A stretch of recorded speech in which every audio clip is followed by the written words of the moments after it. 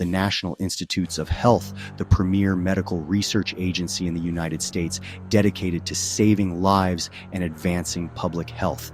But beneath this noble mission lies a scandalous controversy that has shaken the very foundation of trust in our health institutions.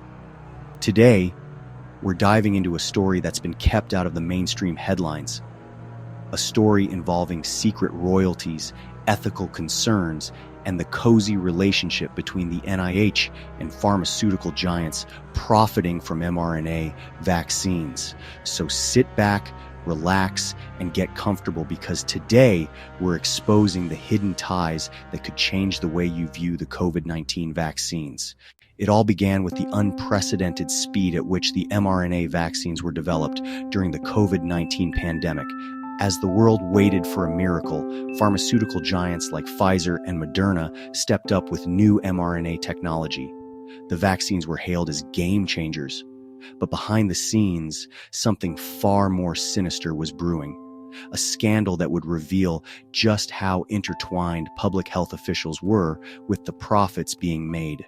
Robert F. Kennedy Jr., a well-known critic of the pharmaceutical industry, has been sounding the alarm about the NIH's deep financial ties to these vaccines.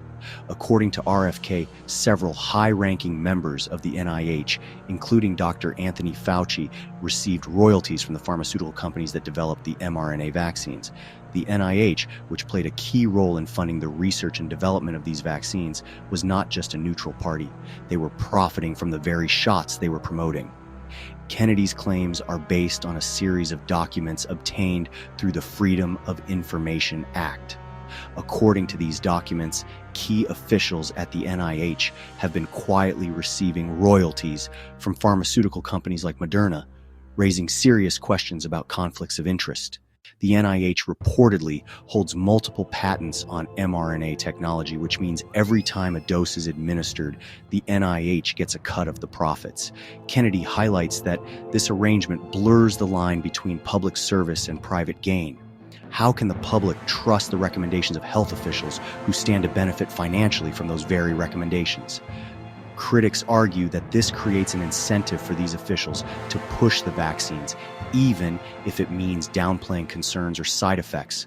What's even more disturbing is the level of secrecy surrounding these royalties. According to Kennedy, the NIH has refused to disclose exactly how much money top officials have received. This lack of transparency has fueled speculation and distrust, especially among those who are already skeptical of the pharmaceutical industry's influence over public health policy. RFK has been relentless in his pursuit of the truth, calling for full transparency and accountability. He argues that the public deserves to know whether the officials pushing the mRNA vaccines were also benefiting from them financially. If true, this would represent a massive conflict of interest, one that could undermine public trust in the entire vaccine program. The ethical implications of these allegations are staggering. As Kennedy's revelations gained traction, the public began to take notice. Social media erupted with hashtags like NAR, NIH corruption, and NAR, vaccine royalties, with many demanding answers. The backlash was fierce, with calls for investigations into whether the NIH's financial interests influenced its public health recommendations. But the NIH was quick to defend itself. In a rare public statement, the agency claimed that while it did receive royalties, these payments did not influence its decisions. However, this explanation did little to quell the growing outrage. Critics argued that even if the payments were technically legal, the optics were terrible and the public deserved better. Of course, the pharmaceutical companies themselves were not innocent bystanders in this controversy. Moderna, Pfizer, and other vaccine manufacturers have made billions from the sale of mRNA vaccines, with the NIH taking a slice of the pie. Kennedy argues that this cozy relationship between the NIH and Big Pharma undermines public trust in the entire vaccine rollout. Kennedy also raises the question, if the NIH had a financial interest in these vaccines, did that influence the suppression of alternative treatments like ivermectin or hydroxychloroquine?